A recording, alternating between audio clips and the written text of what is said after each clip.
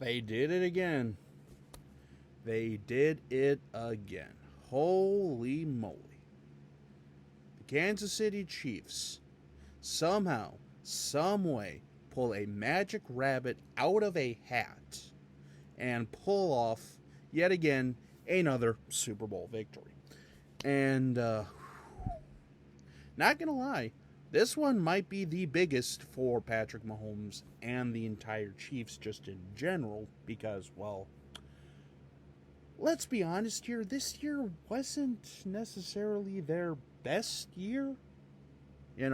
I mean, all the issues with the drop passes, MVS, Kadarius Toney, just, a bunch of distractions off the field, the whole Taylor Swift thing, this, that, the other thing.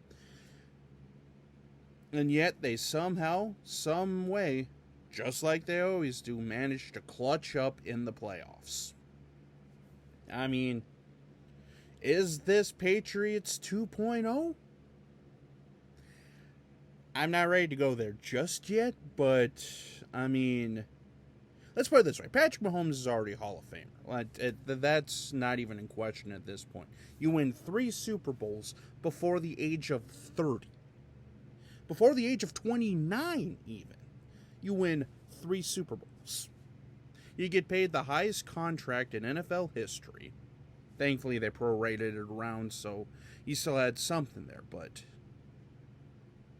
yeah, I mean, that defense stepped up when they needed to.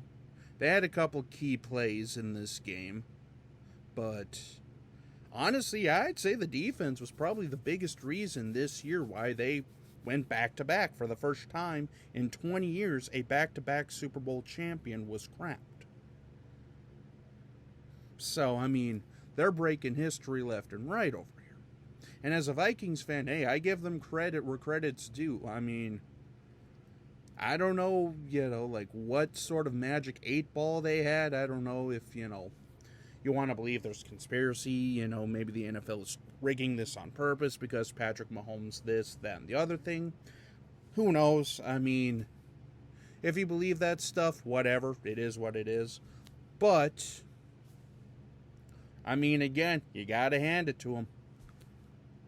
You got to hand it to him. I mean, 3 championships, 2 league MVPs in the first 7 seasons. And he's up there in, sports history with guys like Larry Bird, Guy Lafleur, Bill Russell, Mickey Mantle, Stan Musial, and Joe DiMaggio. 3 championships, 2 league MVPs in their first 7 seasons. And like I say, I thought we wouldn't see greatness after Brady retired like this, but again, credit to Patrick Mahomes. Credit to the Chiefs. I mean, they're a resilient bunch. Maybe the Vikings can learn a thing or two from them. But anyway, with that being said, the 2023 NFL season is officially over.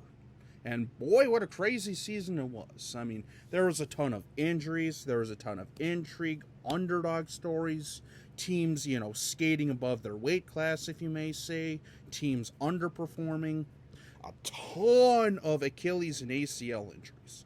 Yeah, that was a little bit kind of a sore subject and a sore issue there, but hey, for the first time in a long time, this NFL season was a very unpredictable year, all things considered. But at the end of the day, the teams that know how to get it done in the clutch got it done in the clutch. And the Kansas City Chiefs, over the last 5 or 6 seasons, are the epitome of clutch. They know when to step it up, and they know when to turn it on. Here we are, 3 Super Bowls in the last 4 years. The dynasty is up and going. Who knows? I mean, is this going to be another Brady run? That still remains to be seen, just because there's a lot to go here, but hey, just sit back, relax, and enjoy the ride, because again, there's a lot of things here that we may never see again.